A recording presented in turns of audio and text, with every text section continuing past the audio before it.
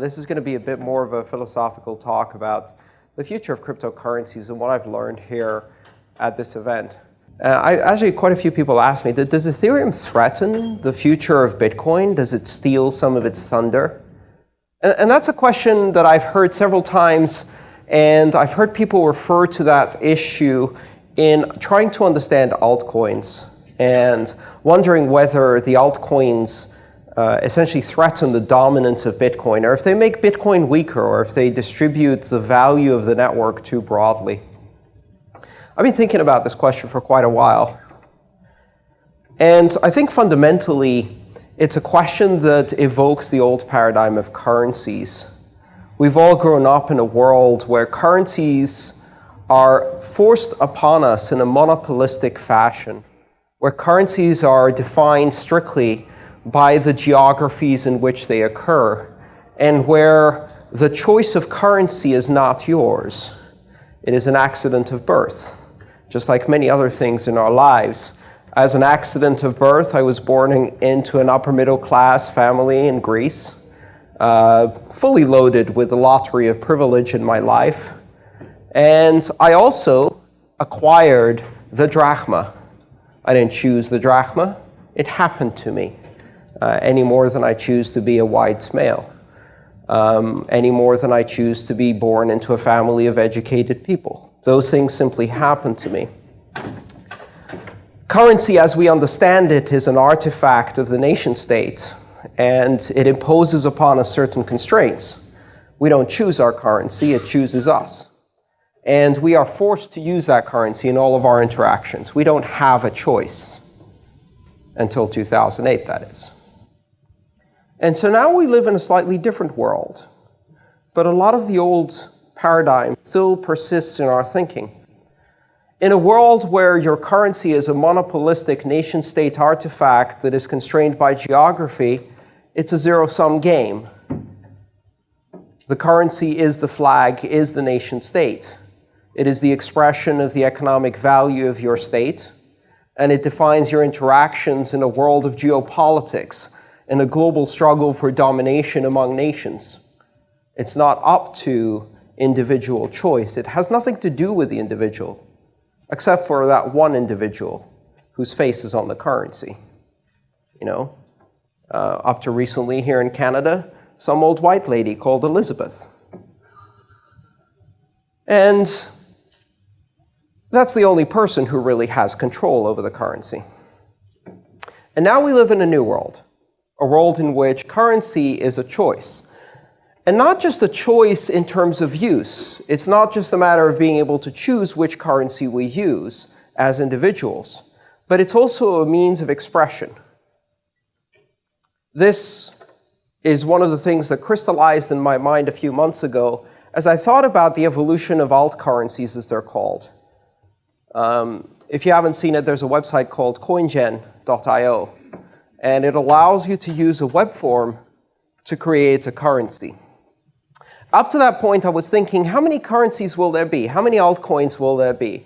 And how will altcoins compete in a world of cryptocurrencies as we move into the future? Will there be hundreds of altcoins? And if there are hundreds of altcoins, what does that mean for the value of each of the altcoins? How do they compete? And that was the wrong way of thinking about it. Because I saw currency as a zero-sum game, just like it had been imposed in my worldview from the nation states that created currency. And then I started thinking of currency as an application, and then I started thinking of currency as a means of expression. You see, money, at the very root of it, is a language. It's a language we use to express value to each other. When I give you a dollar bill, I am saying that I want to hand you the equivalent value. I'm communicating my desire to exchange value with you because I appreciate something you can do or something you can give to me. So I'm using this as a token of language. And this thing happens in human societies whether you have currency or not. And if you don't have a currency with a stamped face on it, you invent it. And you can see this. One of the things that really captivated me was understanding that if you have a primary school environment and you watch children in their natural habitat, a very unnatural habitat in most schools, but in any case, they don't have currency. Young children don't have currency, and they don't understand currency, so what they do is they invent currency. They start trading rubber bands, Pokemon cards, Tamagotchi, tokens of affection, tokens of popularity. Humans create currency as a means of expressing their desires, of expressing their individuality. So I thought, what happens when a 5-year-old in a primary school can use a website to create Joey coin, to compete against Maria coin in a game of popularity within their school? And then it dawned on me. To ask the question, how many currencies will exist, is equivalent to ask the question, how many bloggers will there be on the internet? And the answer is simple: all of us. Currency is now a means of expression. But if everyone can create a currency, how does it derive value, and what does it mean? What is the difference between currency as an expression of popularity, as an expression of desire, as a meme, a fad, a brand?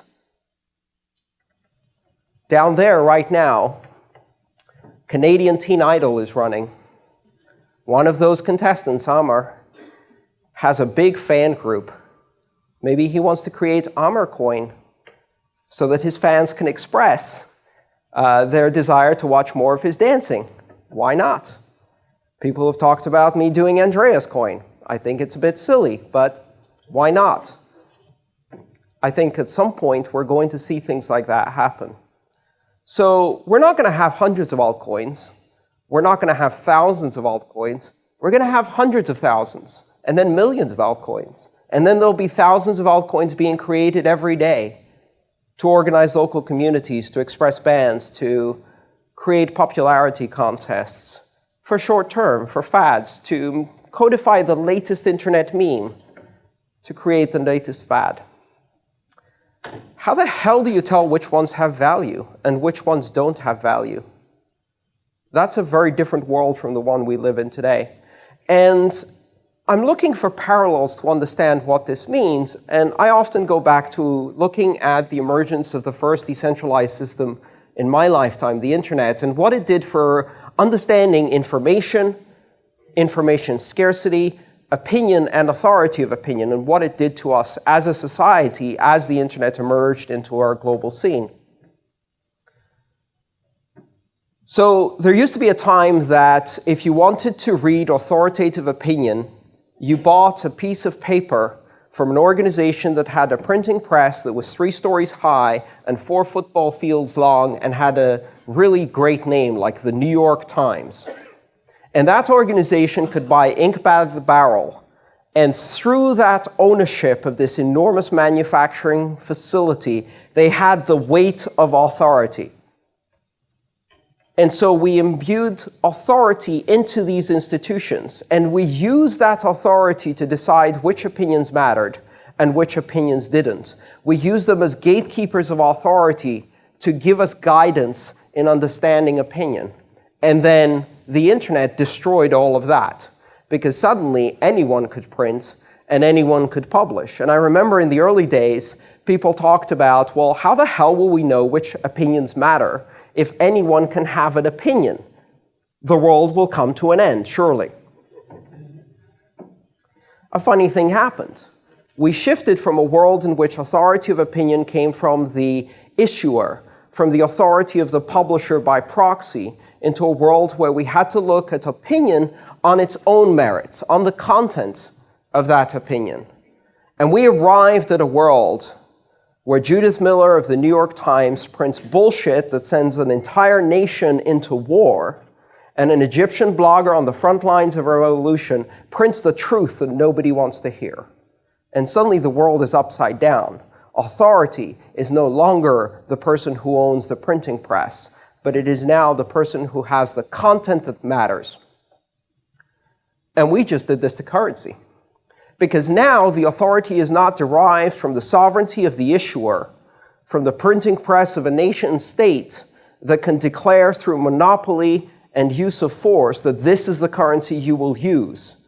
Now we can choose currency, and a 5-year-old can create currency. And maybe the currency that the 5-year-old created has monetary value. Maybe it doesn't. Most likely it doesn't. Some will.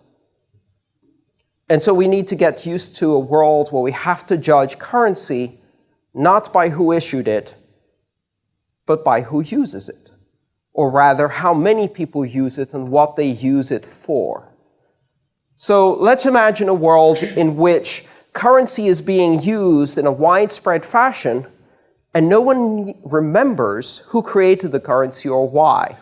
They only know that within their local community, it has purchasing power. As a little fanciful thought, imagine a decade from now in a rural village, far detached from our developed nation civilization, villagers exchanging two currencies. One that has a Shiba Inu, a Japanese breed of dog, on the front, and is pronounced doggy coin or doge coin or dog coin, and I'm not quite sure, but it doesn't really matter. But you can buy half a dozen eggs with it. And other villages are trading another currency that has an old white lady called Elizabeth on it. And they have no idea who Elizabeth is. And they don't know why she got her picture on the coin. Maybe she wrote a nice song. Maybe she won Canadian Teen Idol.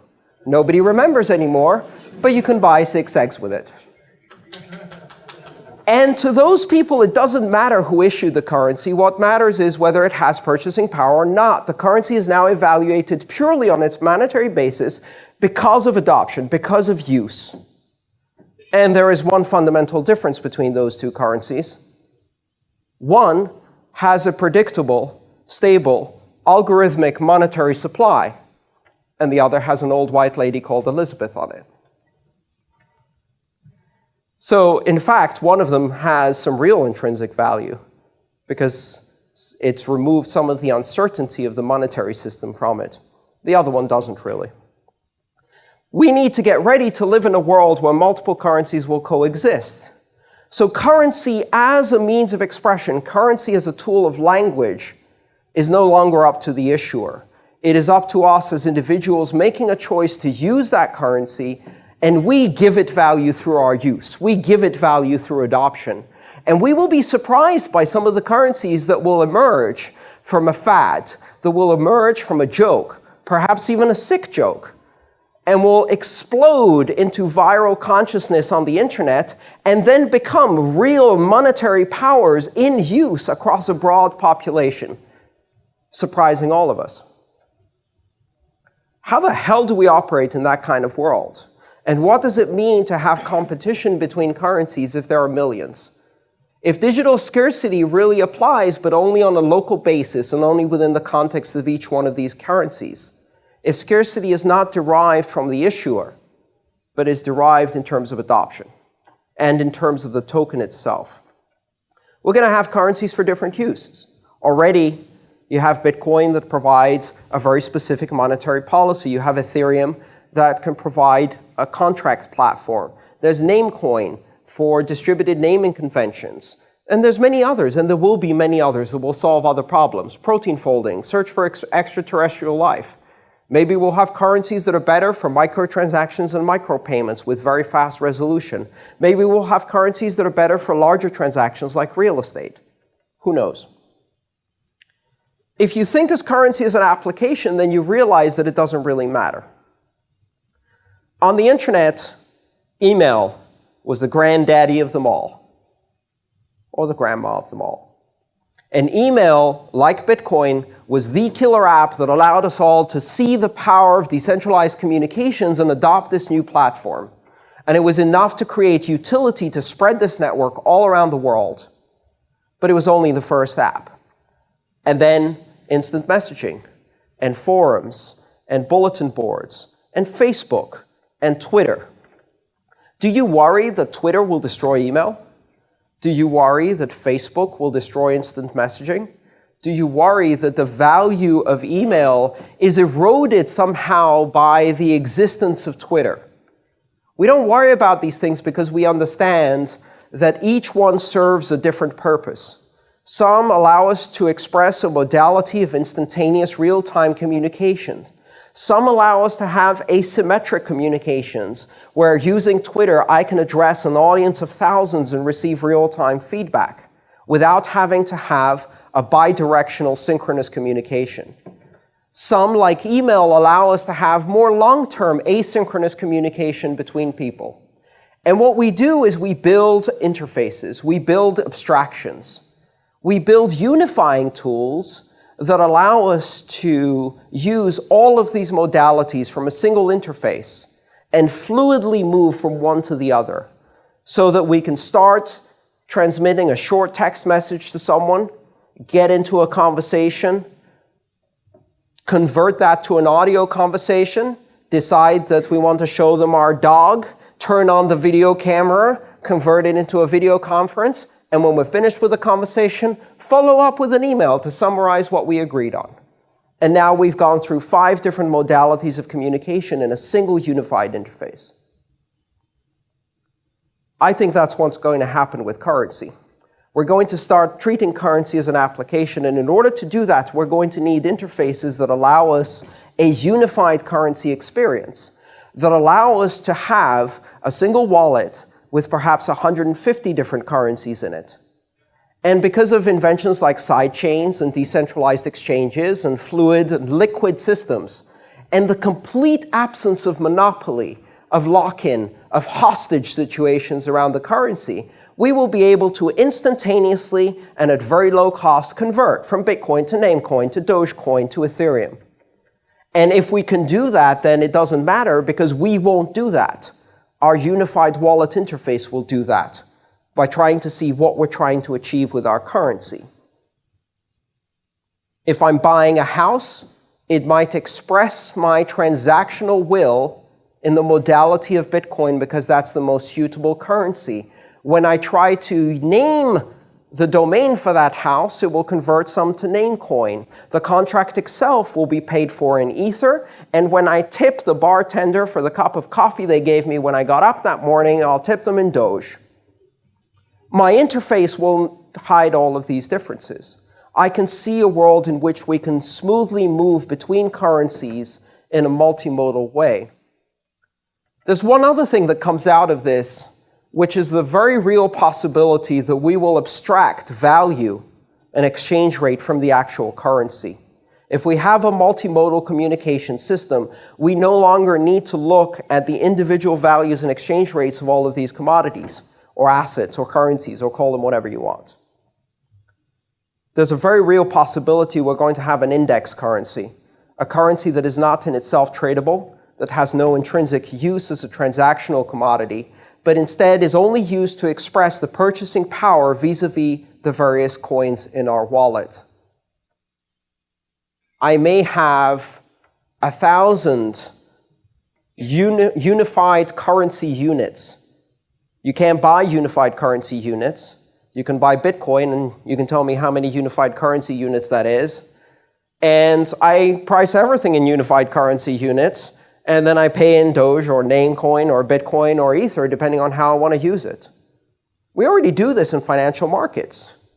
In fact, you can trade S&P 500. You're not buying a single company. What you're buying into is the aggregation of all of the different things that are in the stock market as an expression of the total value of the market. And you can then use that meta instrument in order to price transactions. For example, the London Interbank Overnight Rate is used as a meta interest rate to contractually tie things to a global set of interest rates. And so you don't need to say, I will buy this at whatever the Bundesbank says. You say, I'll buy this at LIBOR plus 2. And then you have a stable point of reference with which you can do transactions. I expect we're going to see much of the same with currency.